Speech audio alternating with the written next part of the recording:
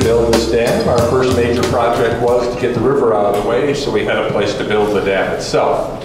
For this, we planned 4 huge diversion tunnels, 2 on each side of the river, through the canyon walls. Now, these tunnels averaged 4,000 feet long, that's 3/4 of a mile, but more importantly, they were dug out 56 feet in diameter. That's as wide as a 4-lane highway, as high as a 5-story building.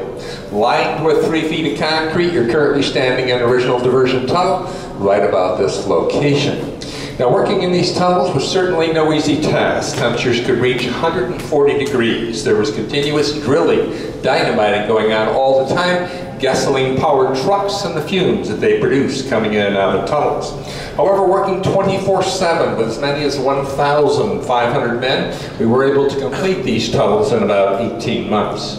We also built a temporary dam just downstream from the entrance of the tunnels, fairly substantial rock and gravel dam, 550 feet across from one side of the river to the other, 98 feet high, 750 feet thick at its base. With the tunnels completed, the temporary dam in place, we were able to divert the Colorado River around the construction site, dropping it downstream.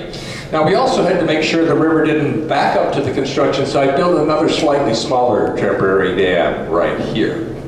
Now, we weren't ready to build the big dam yet, though, because we still had to get down to bedrock. It took another 6 months of work digging down 135 feet, removing rock and gravel and boulders from the riverbed itself.